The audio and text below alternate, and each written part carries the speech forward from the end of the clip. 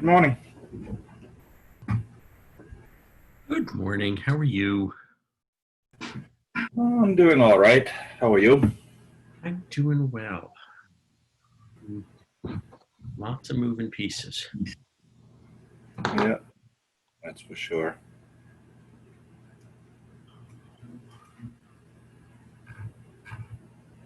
I'm going to pause the recording on the theory that this part there's nobody on but you and I right now.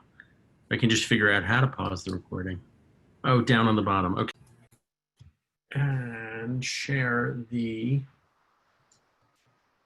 Etherpad.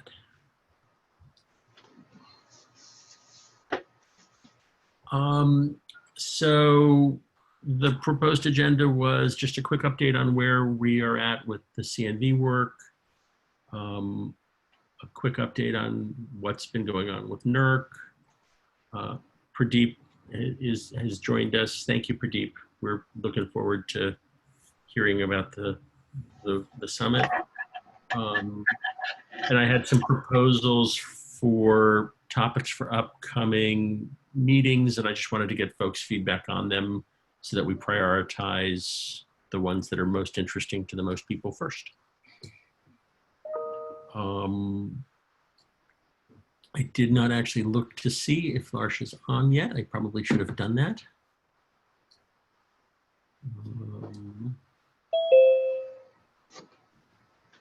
Participants. He just joined. There you go. Awesome. Lars, your timing as ever is impeccable. I was just saying I didn't know if you had joined yet. So if not, I will do the CNV update. But if you're here, I figured you and Alana might wish to. Okay, I can do a CNV update. So our CNV environment seems to have mostly stabilized. We're now running a pre-release 4.5 in order to work around some issues that we had encountered with 4.4 last week. But other than that, things seem to be going mostly swimmingly. We're going to be running through a complete teardown and install this afternoon with some folks online. And as soon as we have some storage in it, we're probably going to start looking at getting other people to actually start poking fingers at this environment. I think that's it in a nutshell. And just so folks know, the time frame on getting the additional storage is we are working with a vendor who's getting the stuff in their shop on Friday. They expect it to ship early next week. Our data center, because of COVID, there's limited access. So I'm trying to get clarity on what day we'll have somebody on site who can slot the drives in. Sure. So we'll keep folks updated on that. And Augustine, if you wouldn't mind speaking a bit to what's going on with NERC. I think we're starting to get to the place where it's becoming more real, which is kind of cool. Well, unfortunately, we still don't have much to show for. We're working through with our Red Hat engagement, wrapping up phase 0, waiting for Red Hat to come back with some plan on rolling forward. Also trying to, there's positions on both VU and Harvard side, so we're trying to find systems engineers. And that's about it.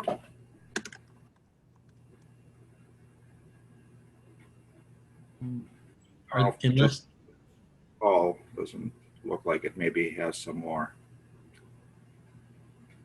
Sorry, say that again, Augustine. I was just trying to see if Justin is on the call, if he has anything else that that could be mentioned, but yeah. Okay. So a quick question for folks who joined. Were you able to see the link to the Etherpad? We were trying to figure out earlier if Zoom worked, if Zoom showed people things, if they were posted to chat before they joined.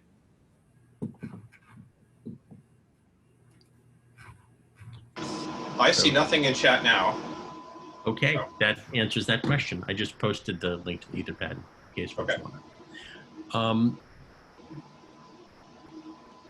So I guess since Bill, would you mind introducing Pradeep? Sure, I'd be happy to. So, Pradeep can introduce himself too, but he manages a team that contains Life Madsen, if he can be contained. We've had him on here before, I believe. Somebody that I used to manage at Red Hat, and they had a summit 2 weeks ago now, 3 days with other teams in Red Hat to discuss monitoring and monitoring requirements, and that's what we were trying to collect here in the past as to what people felt they need for monitoring within their open source cloud. So Pradeep is going to give us an update on that, and we really thank him a lot for doing this. We really appreciate it, and take it away, Pradeep. Pradeep, you got rid of your virtual background. My kid was using that for I was like, oh, I forgot to update that. I don't generally use Zoom, but I have to. So I just turned it on and I was like, oh, this is Disney Cars. Maybe not the right background. Cool. I can try sharing the screen. Hopefully.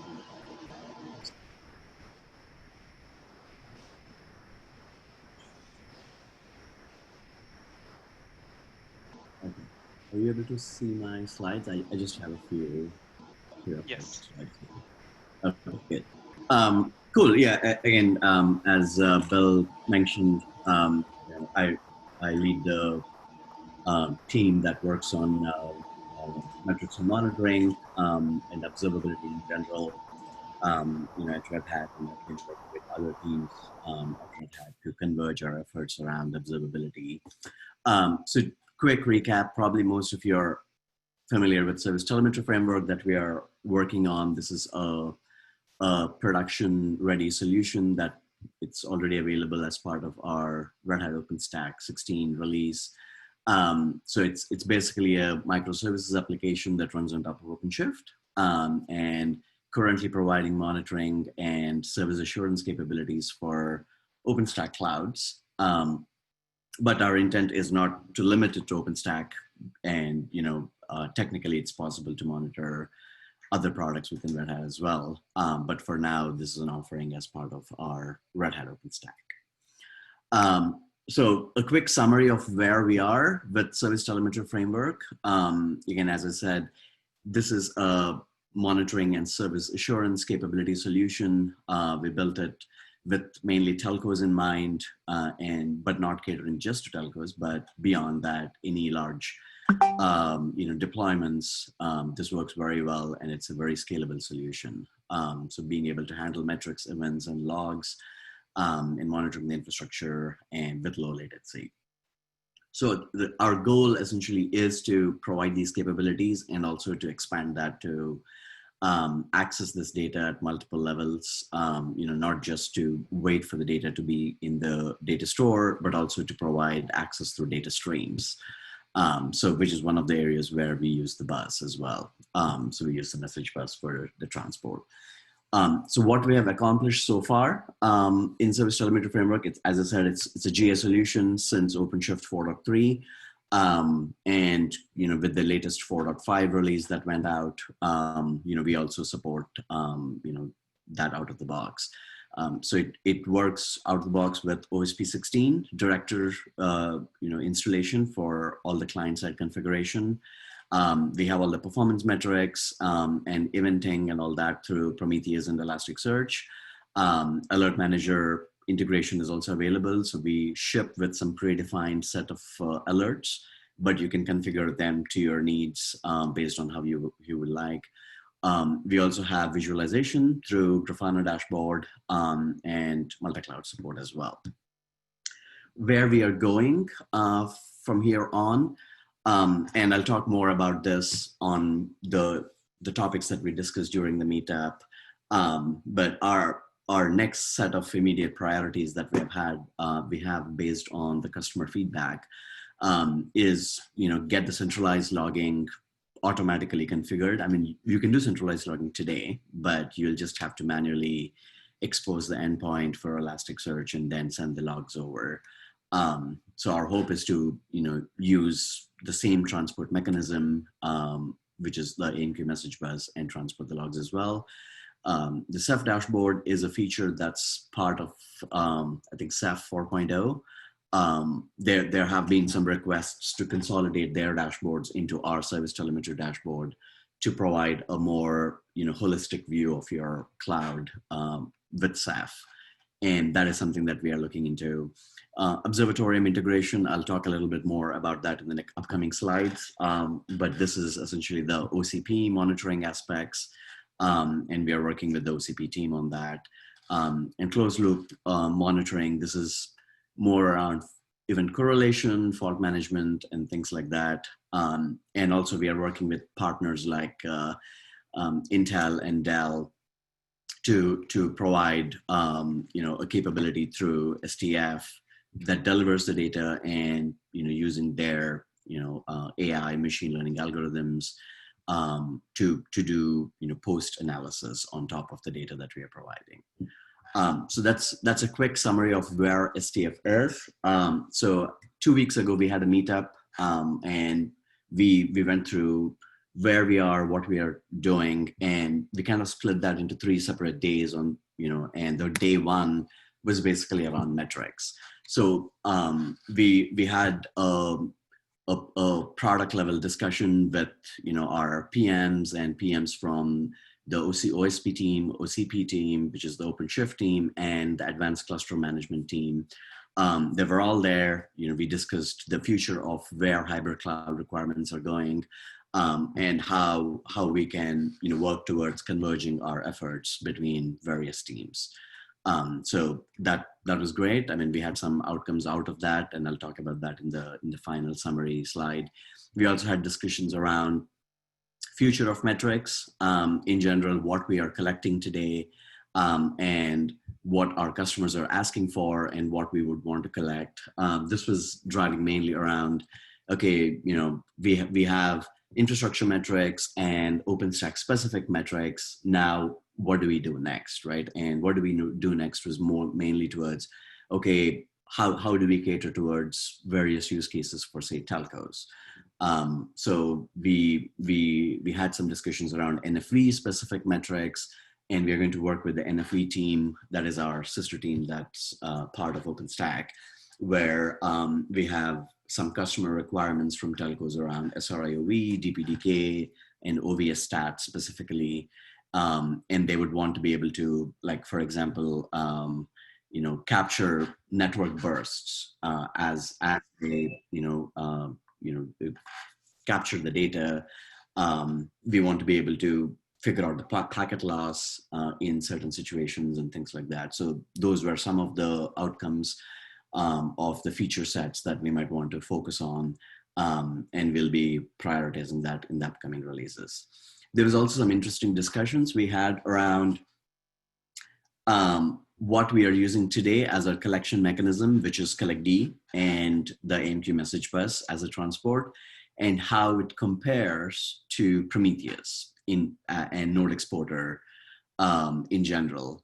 And we have made certain assumptions that HTTP perhaps doesn't scale.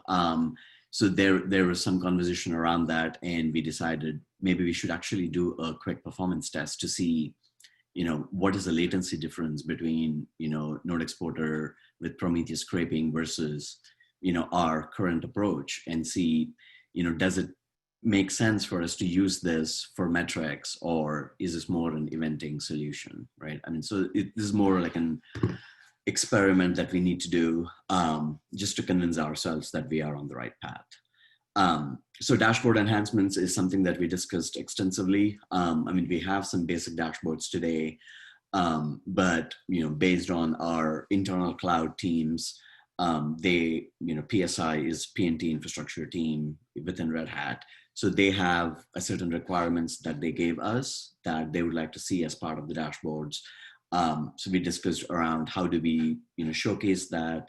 Also around multi-cloud, how do we want to show the dashboard specifically for multi-cloud? If you have multiple data centers that you are visually showing in your dashboards, how does that look, right? I mean, imagine like you have 3 different clouds. So you have 3 bubbles, all of them look green. Suddenly one goes red. That means something is wrong with that cloud. Now click on that bubble, and now you're diving into that cloud's, metrics. So they kind of, played around with some of the dashboards in our Hackfest. So that was some interesting discussion as well. So the second day was around events, and Aaron from our NFE team, he was part of the CTO office and with Bill earlier.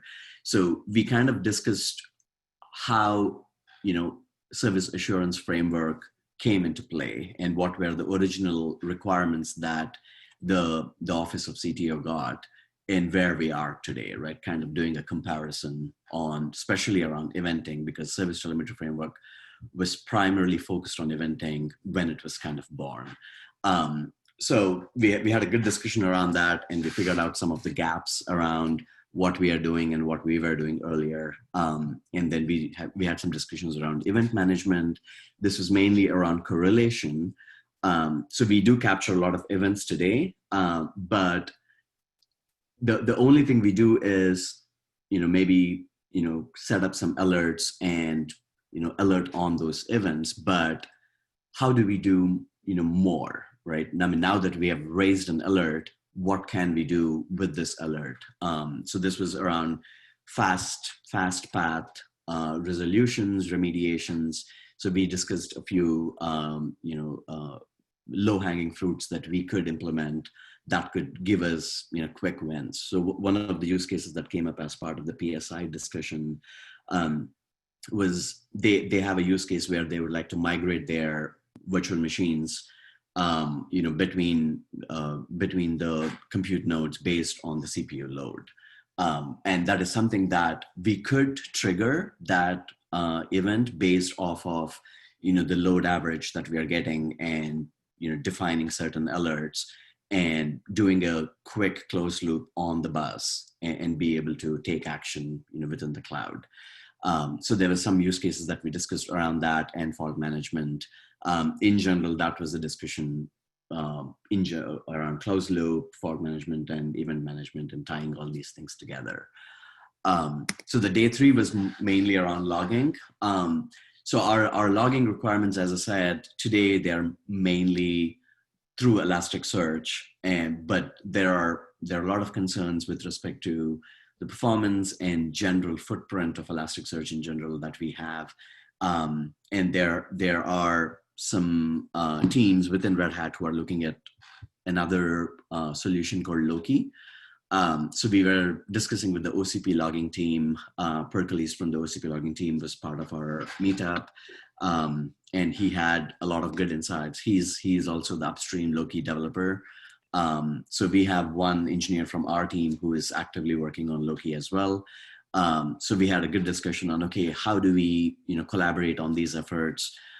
So the approach the OCP logging team is taking is Loki would be another API that would be part of Observatorium. And they currently use like an S3 storage for, the hosted solution. And we were discussing how we could leverage this solution on premise. And if on premise, what would the storage requirements look like? And we couldn't use S3 in that case. What would be, a reasonable solution there? And we will be doing a collaboration with the OCP logging team to figure that out. So essentially a couple of engineers from my team will be working with Perkles and others on the OCP team to figure this out and collaborate on, adding this functionality into Observatorium and then eventually consuming that into SDF. Log collectors was a great discussion on day 3 as well. Currently we use RSys log on the OSP side. On OCP, on OpenShift side, they use FluentD. And we had some good discussion around, is this the, future where we should be going? OCP team is looking into FluentBit. So we had some ideas on how that could be something that we can take advantage of once they prove it, right? So they were already, a good chunk far into this research. So they gave some good insights into their experience. I mean, as of now, we will stick with RSysLog. We have no plans of changing the log collectors today. But I mean, in future, if FluentBit is working out well for them, and they transition over from FluentD to FluentBit, I mean, we might look into it maybe for OSP 17 or beyond timeframe. But as of now, our decision was we'll stick with RSysLog. And in general, the log delivery was something that we were talking with respect to, should we continue using HTTP like we are doing today and post the logs directly to Elastic endpoint, or would it make sense to converge into a single transport, which is our message bus? So there were some feedback from the OCP team as well on that.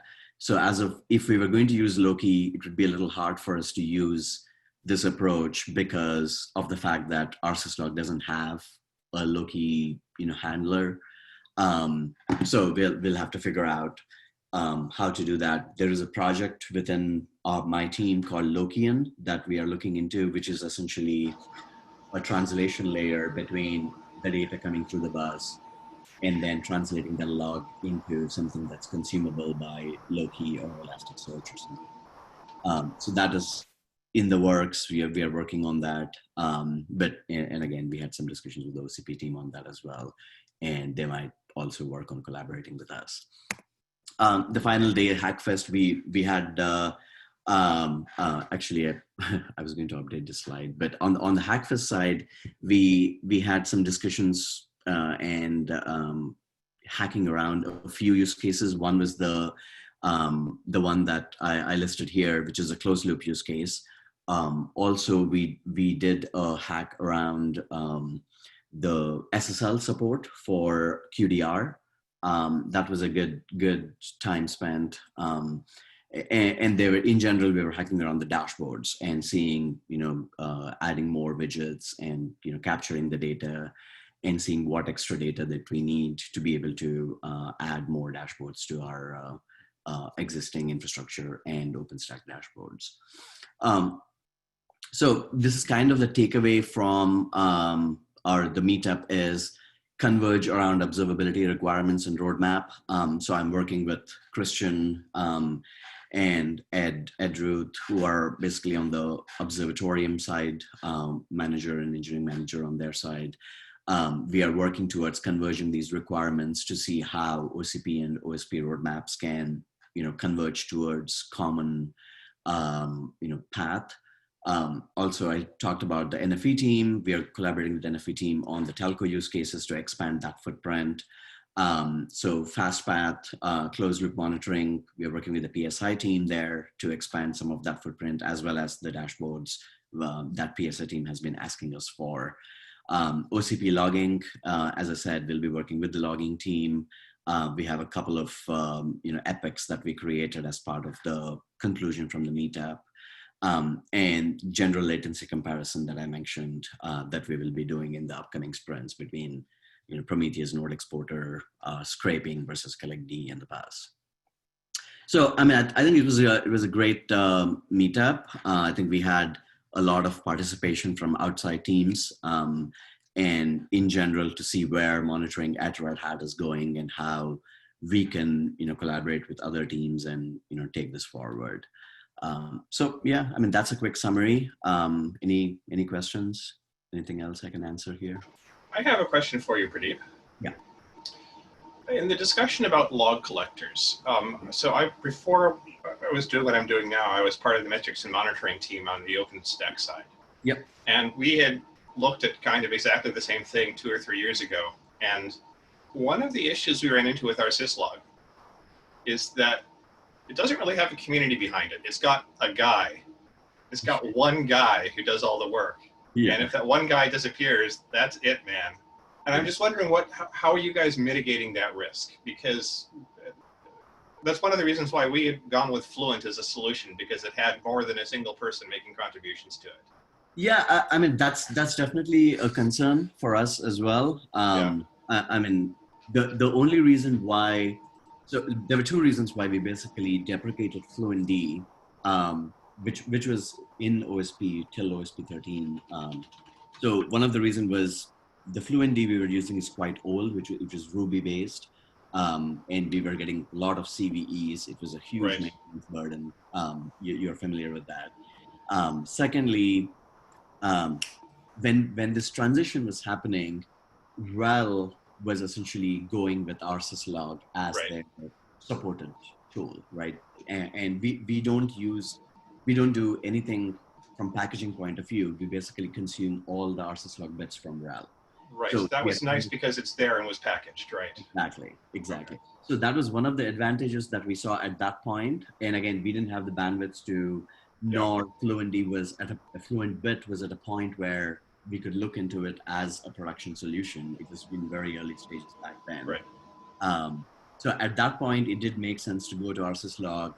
And I think it was the right decision back then Sure. because that reduced the maintenance burden significantly for us. So we are Right. basically relying on RHEL, right?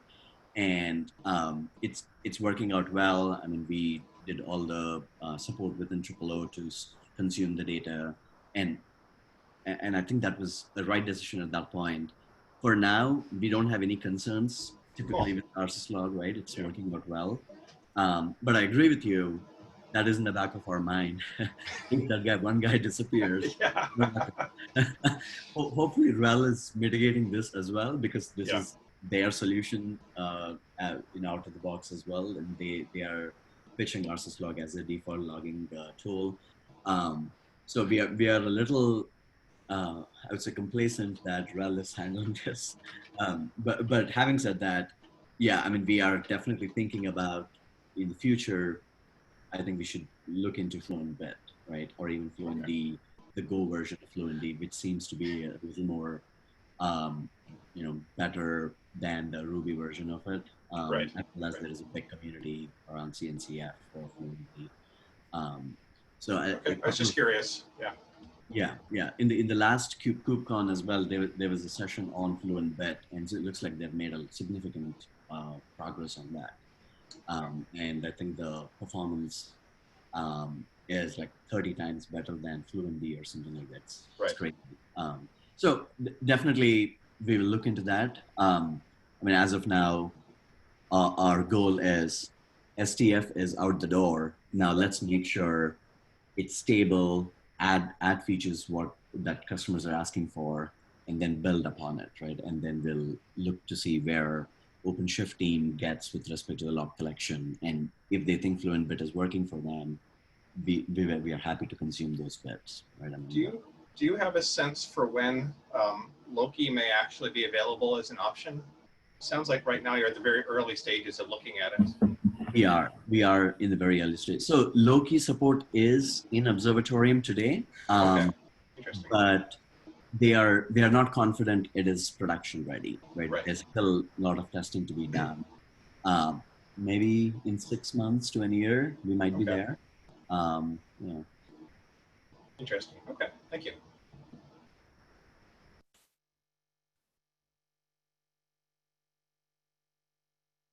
Can you say a little bit more about how it connects into ACM and where you see that going? It's something we've talked about a tiny bit in the past, ACM in particular. But I think the discussions we'd had were sort of life was here, so we talked a lot about STF for a while, and then ACM was a separate thing that Randy had come in and. I don't even know that he gave an overview necessarily, but we sort of were aware of what it was. But I hadn't thought of them connecting. Yeah, so I mean, my experience with ACM is pretty limited. So based on what I understand, right, ACM is basically going to productize Observatorium, right? Observatorium is going to be part of ACM as a data provider, right? And if we are going to integrate with ACM, essentially, Observatorium will be a northbound interface to STF, right? Our Prometheus will basically remote write to their Thanos endpoint, and essentially that data would be consumed into ACM. Yesterday we were on a customer meeting together, basically, the Observatorium PM, ACM PM, and myself, we were all there. And I mean, they have really grand plans for ACM. I mean, it seems like that would be the customer facing, cluster management solution for Kubernetes that Red Hat would be, leaning towards. And I think they were planning for a GA solution with Observatorium for fall of 2020 is what the PM said.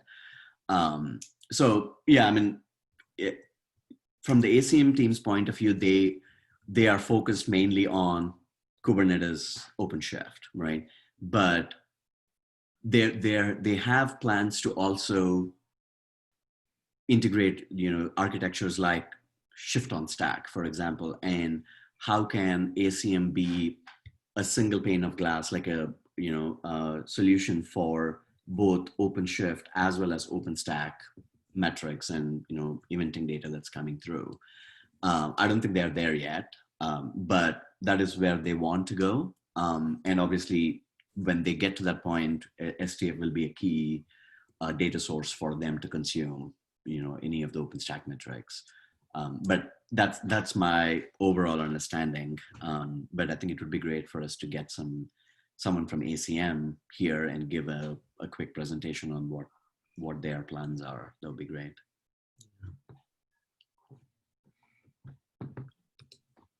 Did other folks have questions? Any chance I could get a copy of your slides? Yeah, sure. I'll pass it over. I'll take a PDF and send it to Bill or someone, and we can send it over to you. Thank you very much. Thank you. I think that's basically all I have, Bill. Thank you. That was really good. It was nice to see. Excellent. Thank you, Pradeep.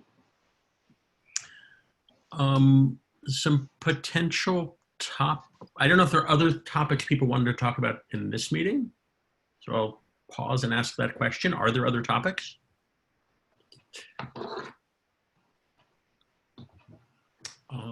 In which is taking silence as assuming nobody was on mute and talking. A couple of potential topics for upcoming meetings. I just wanted to sort of get a sense of area of interest. There are some HPC monitoring solutions that are getting OpenStack extensions, and there's an expectation that the work that's going on with the NERC is going to include connecting into those. And I'm wondering if we're getting to a place, or if there's interest in this group in getting some of the developers who are working on connecting those existing National Science Foundation monitoring solutions into OpenStack to come in and talk to us about them a bit. And I guess the easiest way for us to do this is if people want to, let me drop the link again. If people, probably the simplest way that we can turn an Etherpad, a meeting into an Etherpad, is if you guys want to just plus one the topic that is of interest most to you, or if more than one is, and that way we'll go back and look at it and use that as a basis to try and reach out to people first. So feel free to do that. The second one is metering capabilities developed for Chameleon Testbed. The Chameleon Testbed is similar to the OpenCloud Testbed, which is the OpenCloud Testbed is a project that BU has been involved in, along with UMass. The Chameleon project is a similar national testbed. They have, among other things, a prepackaged, let me see if I can share this. I'll drop these links in as well. So they have a prepackaged Chameleon testbed in a box that research universities can take and stand up, and then those can become part of the Chameleon network. I confess I have not looked at this Git very much. I have been to a couple of presentations on it, and I skimmed this last night. One of the things that they also are pushing on very hard, that is also a thing that the MOC, and we hope eventually the NERC are going to be pushing on is trying to make the metering and the monitoring and similar information available both to cloud researchers, which we already have a way to do, but also to the open source community. And there's a couple of stories in Open Infra Labs already about that. What Chameleon has done is they started down the path of gathering OpenStack statistics and doing some anonymization. And they're essentially generating traces initially from Nova, Blazar, and Ironic, and then making those available. We're just starting, this discussion was yesterday, so today we're actually taking a look at, some of the MOC team are taking a look at Star Compactor, and we're gonna figure out if that's a thing that we could also be doing. I'll drop these two as well as a link to their top level metering page into the Open Infra Labs story about gathering data for AI, because I think that there's some overlap. And so the question that I had was, would it be interesting to invite some of the folks from Chameleon to come and join us and talk a little bit about that? And then the third one was that Stig Tefler, who I apologize, he's not on the call right now. I may not be pronouncing his last name correctly. It's Toeffler, who is the OpenStack scientific computing SIG, one of the people involved in that, and also a regular attendee at these meetings, had offered to present info on a project. As best I can tell, it's similar to the NERC and the MOC. He and I are going to talk more about that, and I'll get some more details. And the fourth one that came to mind during Pradeep's presentation was asking the folks from ACM if they could come and do a presentation as well. Those were a couple of topics I'd come up with in the past couple of days, always looking for areas of interest that other people might find more valuable as well. I think that as the NERC becomes more real, and as the work that's going on with CNV becomes a little bit more real, we're going to actually start having monitoring things that we can touch and play with and address more in this meeting. And I expect that we'll gradually start to shift a little bit in our focus to some more things that we can actually touch and affect and do things with. But these were some topic areas that seemed interesting. So. And Michael, one thing I wanted to note too, about the new project that was proposed this week on the mailing list. What's the name of it now? Wenju, W-E-N-J-U. I wanted to note it mostly because it went to my spam folder, and I didn't get it directly. And I know at least one other Red Hatter had that happen. So I don't know if that's happening fairly widespread or just within certain people in Red Hat. The Open Infra Labs mail in general. Yes, Open Infra Labs mail. So you might want to check the mail archive. You know, it's a project about you know, some discipline around developing AI applications and streamlining that process and you know, making it more you know, evolving it, I guess. So because they feel the project feels there's a barrier to getting AI applications into production. So I thought it was very interesting. It's great to see something, you know, new projects hitting the you know, Open Infra Labs, and so I just want to make sure people knew about it. I had also forwarded that to some folks at Red Hat who we've worked with on trying to make things more essentially Open Data Hub guys, and just so you guys know, so that you don't re-forward it to them. I know Stephen has already responded. He's got a person on his team, Will Benton, who I think is working on some similar stuff. Also, there is the Open Infra Labs PTG and Summit, and if there are papers or presentations people want to make at that, The deadline, I think this went to the Open Infra Labs mailing list, but Bill, what you just said made me realize that people may not have seen it if it was going into spam folders. The deadline, I believe, is August 4th to have proposals in. And it feels like there's some interesting overlap in things we're doing. It may make sense for us to think about maybe a presentation about the NERC or some of the presentations about monitoring that we've had here or talked about here or there. So are there any other topics that people wanted to talk about? I'm quickly jumping back to see if anybody's gone in and plussed any of those topics.